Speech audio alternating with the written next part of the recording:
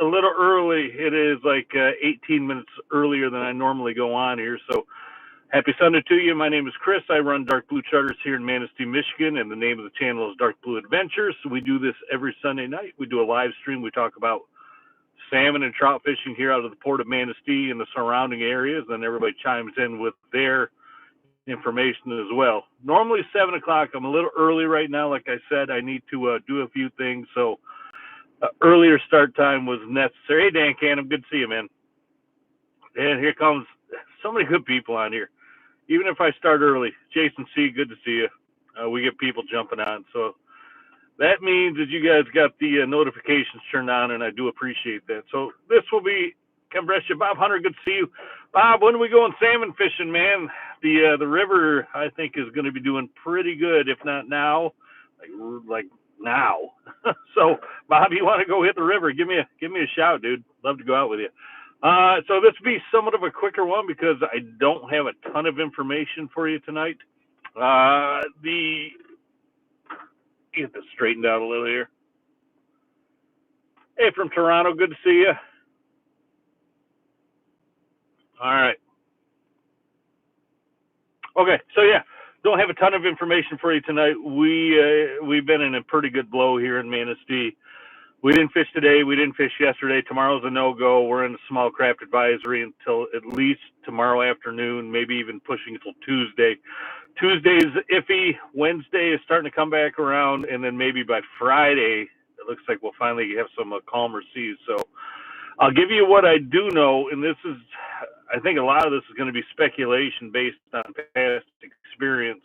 But the temp break has come way, way up. It's been a lot of north winds the last couple of days. That, of course, cools the lake down. That, of course, this time of the year when you get cold rain like we got going on right now, cold temps, cold winds, we know what's going to happen. Some of those fish are going to be shooting up the river. Not all of them. I have no doubt there's still going to be a ton of fish out in the big lake. I think every one of us, including myself and about everybody I talk, I think we all underestimate just how many fish are out there in that big water. So I know quite a few have come into the pier heads and up the river already. Even though the river is not real chilly yet, they're not going to like it. But I'm sure there's a push coming up into the river, and there will be over the next couple of days. I've seen a lot of salmon jiggers out there in Manistee Lake around the pier heads. I've watched Facebook. I know there's a lot of them, Muskegon, Ludington as well. Some of them we've seen catching fish, so we know they're in there. We see them on the graph. The temps are right. Even though around the pier heads, the water temps are still pretty high. They don't really like that. Their biological clock is ticking, like on my cousin Vinny. They're going to go up that river, and I know there's a bunch in the system already. So if I was going to be going out tomorrow, I'd be hard-pressed to make a choice in between the pier heads and going out onto the shelf. I know there's still fish out on the shelf, and I know there's still a bunch out there. I guess it would depend on boat traffic for me and maybe some updated reports on what I wanted to do. If I was going to fish the pier heads, it would be a plug program. The DREAMWEAVER 4-inch plugs have been outstanding for me this year. The Black Sheep 4-inch plugs have been outstanding for me this year. There's rain coming down right now. We got good rain today, really good rain. Those have been my go-to plugs throughout this entirety of the plug season. Plug season, of course, started a couple weeks ago. But those DREAMWEAVER 4-inch plugs with the white glow, the white ladder back, the Wonder Bread, the greenback, many of those have been staples for me. The Black Sheeps in the I'm almost terrible on the Black Sheep names. There's if you look at the white glow ones, they look like the White Lightnings, and the ones that mimic the Sea Hawk have been fantastic for us as well. The blue splatterback and the green splatterback also really, really good. If I was going around the pier heads, I'd be having a heavy, heavy program of those going out right there. They seem to really, really like those 4-inch plugs this year. I'd probably have one big paddle down, flasher fly down on the chute, but I'd be running plugs on my out and downs. I'd be running at least a plug out on a diver on both sides. I typically only run one diver per side when I'm in the pier heads, and they're my normal high divers. I don't go to slide divers. I don't go to the The secret weapon divers, I don't do anything like that. I keep my 20, 25-foot leads on my high divers. They catch a ton of fish. I'd be going to 2, 3, 4s, and 5 colors depending on the depth where you are, and I'd be running a heavy, heavy plug program. I do bump my speed up a little around the pier heads, up in the 2.5, even plus range somewhat, but just be cognizant of the other boats if you're going to fish the pier heads, even if you can get out. I don't know if you're even going to be able to get out in the next few days around here. Typically it's a counterclockwise rotation around the pier heads. If you look out there, you see boats going in that counterclockwise, but there's always one or two that wants to go the opposite, or it comes straight out of the pier heads and cuts straight out to the west across everybody. Just be cognizant, be kind to everybody, play it smart, and mind your depths. If you got 5 colors out there, 6 colors out there, there's shallow spots. Even 4 colors will hit in some places. If I was going out to the shelf, and it's a very good chance I would. Very good chance. I know the temp break's sitting right now at around 25 to 35, depending on where you're at. There is a ton of fish right out of Manistee, and say the 14s to the 17s. They're staging up out there. A lot of them are looking for the river mouths to get up in there and run up through. You're going to do really well out on the shelf, I think, as well, and that'd be where I'd lean to be going. Just get away from boat traffic. You're going to do really well on those stagers out there. There's a lot of adults out there, a lot of good 2 and 3-year-olds are steelhead out there. We picked one up the other day. There's a lot of coho out there, and I'd still be running a pretty heavy plug program. I'd be running, highs and low divers, flasher flies still on those, maybe a spoon or a plug in my highs. But with that higher temp break, 5 colors, 6 colors, 7 colors, 8 colors, even 10 colors are going to work really well. 100 coppers, 125s, 150s. We were getting bit real good the other day on a 225 even. There's going to be fish lower and really, really heavy plug program, the ones I previously mentioned. So, again, I bumped my speeds up a tad, up in that 2.4 to 2.5 when I'm running plugs. Get those fish excited and get them aggravated, get them going after those things. But still a ton of fish. I think we're going to have a really good salmon season all the way through into deep into September. So many fish still out there. I think we're really going to be doing well. So, river, I haven't been into the river yet. I know guys are out there. I know they're catching some salmon in there without a doubt.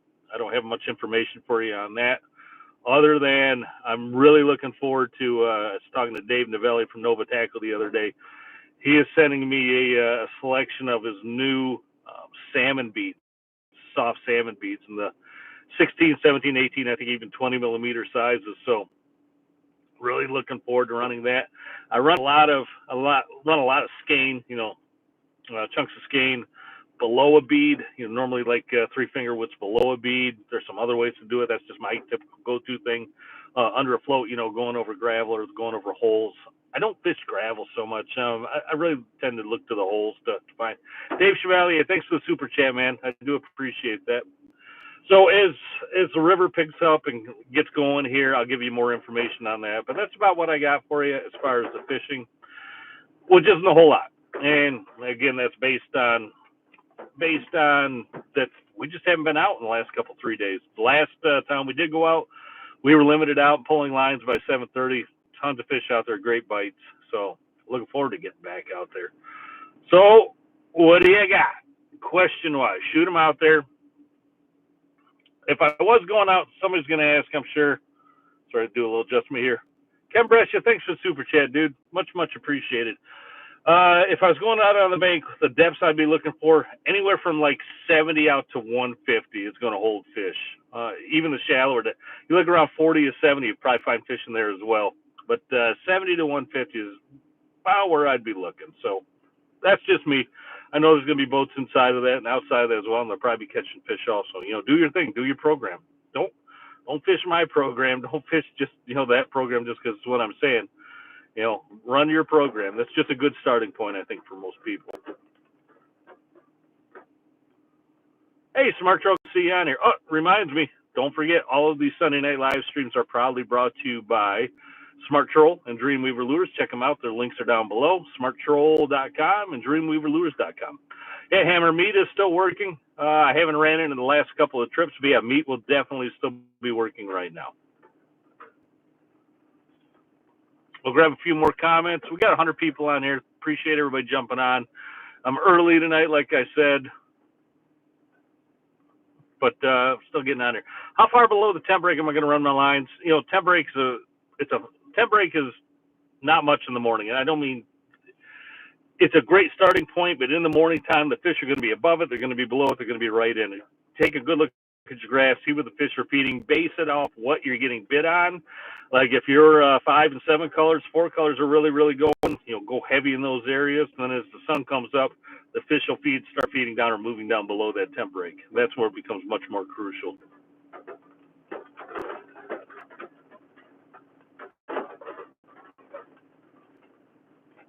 Can I explain the shelf and where it's at? Yeah, so the shelf it's a piece of structure right outside Manistee. And it really runs from Frankfurt all the way down to Ludington, even below. It is a drop off about 3 to 4 miles out of Manistee, and it varies from port to port. But you'll go from 70 foot of water in depth, and you'll shoot down to 150 in a very short amount of time. Fish love structure. That's what we call the shelf here. Like I said, that sits like 3.5 miles off the coast here in Manistee. It's a good question, real good question. Sometimes I forget, you know, I just get blabbing along here. I forget that people don't know what the heck I'm talking about. Mason McDaniel from Mr. Chrome's on here. Coho have been really, really good up in Superior. Glad to hear that, dude. Yeah, exactly. Somebody just said last week the bites came 10 feet above the temp break. Yeah, absolutely. Feeding time charters, good to see you.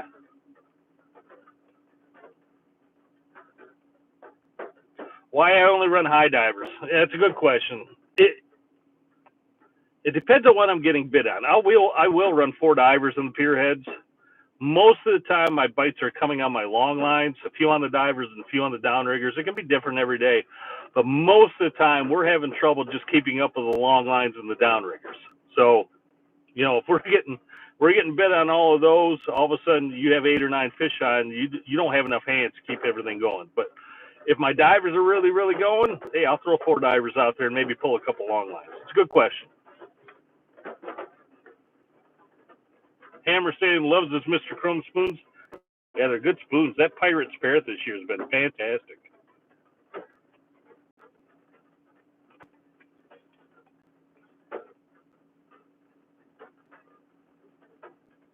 Yeah, Mitch. Yeah, I touched on that already. A lot of salmon jiggers out there already, without a doubt.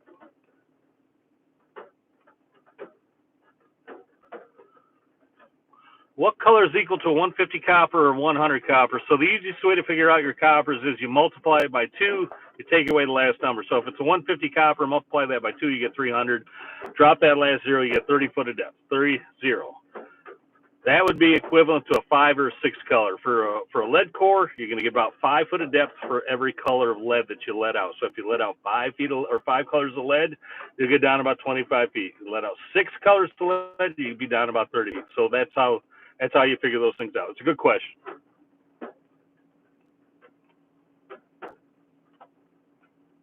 Yeah, Mark. Yeah, change your snubbers out on your downriggers for sure. Yeah, those dead set releases, I have yet to have one fail on me. And I'm probably on my 3rd season on the ones I got right now, but not a bad idea to change those out every 2 or 3. Absolutely.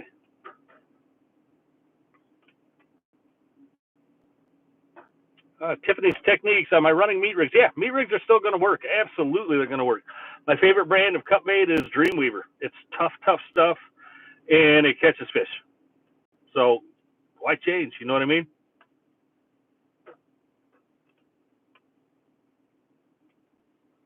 Somebody asking about something up in Superior. Hello from the South Shore of Superior. Why is nobody using meat rigs up there? Good question. I'm not the one to tell you why nobody is. You'd have to ask those guys. I'm sure they'd work. You know, meat rigs work here in our ports. They work over in Lake Ontario. They work everywhere. So I don't know why people don't use them up there. Be the one that sets the standard up there. Yeah, go start using them. I'm sure you'll catch fish.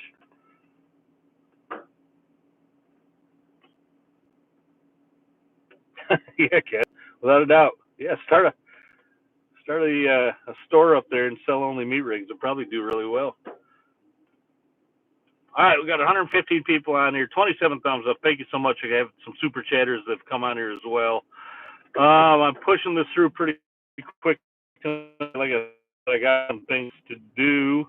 What's the best length off the ball for on your downrigger? So set thing. I mean, I'm normally 25, 30 feet off the ball. There's an old rule called the 100-foot rule, which works pretty well. Which means if you're down, you always want to equal 100 feet. So if you're down 50 feet on the ball, you put 50 feet of line out behind the ball. So 50 plus 50 obviously is 100. If you're down 70 feet, you put it out 30 feet behind the ball. Always that equals up to 100. If you're down 25 feet, put it back 75 feet behind the ball. So the tricky thing is remember when you start getting those longer leads up behind the ball, which is not a bad idea when you're down shallow depths, because you'll get more stealth with a longer lead. But just don't forget, with those longer leads, you're more apt to get tangles on turns, especially, or cross cuts. So just be cognizant of that, and just vary it the best you can. If you start getting tangles, shorten them up. But that's an easy way to get going on downriggers. That 100-foot rule, it does work. For me, a lot of eyeballing. I let so many downriggers out that I'm pretty much just always just eyeballing. But if I was gonna guess, I would say my normal lead is 25, 30 feet, maybe 40 feet. Good question. We have a few more questions here. Chris Olson, so on lead core, so how much more line do you let out once you get all the lead core out? Or that also works for copper, weighted steel. My thing is if I let all my weighted or all my lead core or whatever out there, I wait for the lead core to hit the water. I just don't clip the board on right there just because the lead core is just coming off the reel. I wait for the lead core or the copper or the weighted steel to hit the water, maybe go below a couple of feet, and then I clip my board on. Just don't clip your board on in the same place. You'll start to feel a wear spot, whether it be braid or mono. You'll start to feel a wear spot on that line, and eventually you're going to break it. So try to vary where you're putting that board on. Okay, good question.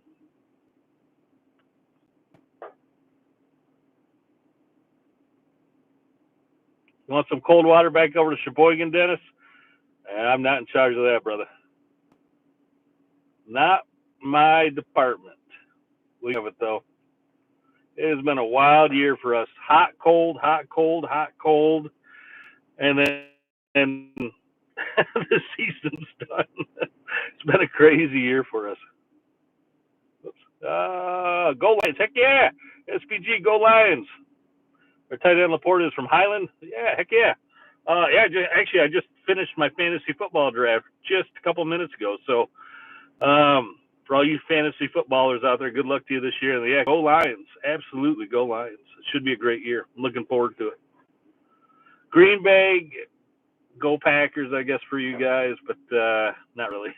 Sorry. Tracy Hegler, thanks for the super chat so much. It says, great Sunday chat. Thanks for taking the time to do this every week.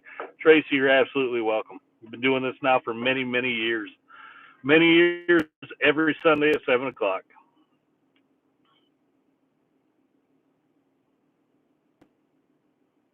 How long do I stay in a spot that's not producing before I pack up, try somewhere else? I'm always on the move. We're trolling. Can't really make out your name. Shooting low left, I guess. If you're shooting low left, you're probably jerking the trigger, by the way, if you're right-handed. Don't yank on the trigger. That's probably why you're shooting low left. But anyway, yeah, we're trolling. So I listen to what the fish are telling me more than anything else. We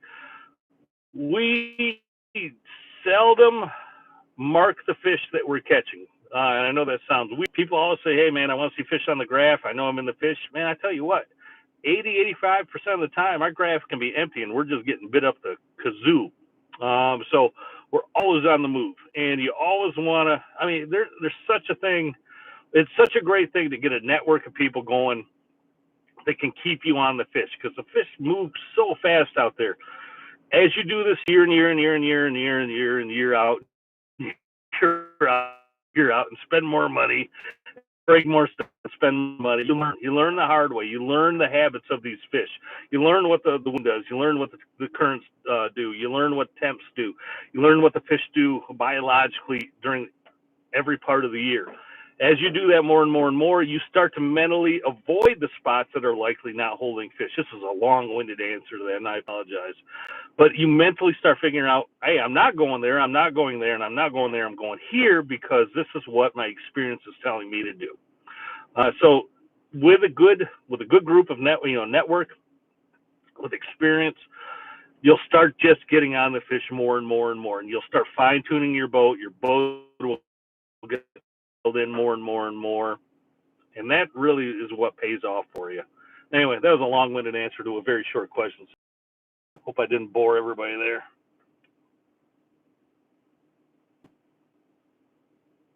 Anything in particular to watch out for in Manistee or Frankfurt when you're kayak trolling? Yeah, watch out for boats.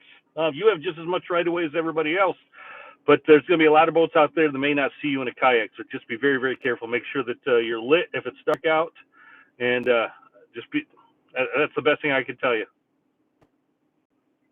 Kayak fishing looks like a blast. Looks like an absolute blast to get out there and chase those kings around on a kayak.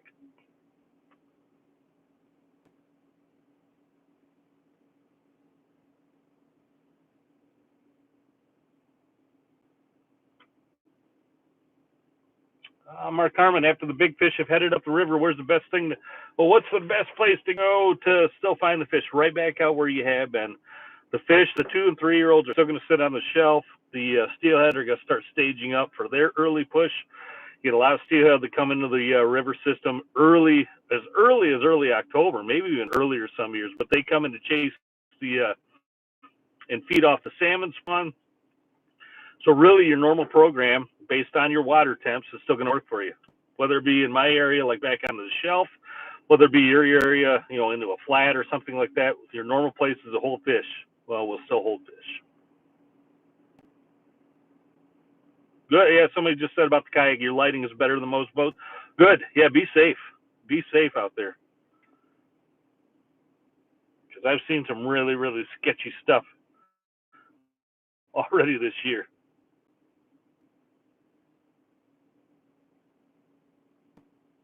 All right, what else you got? If you don't have much, we can get out of here. I got, like I said, I got a few things to do.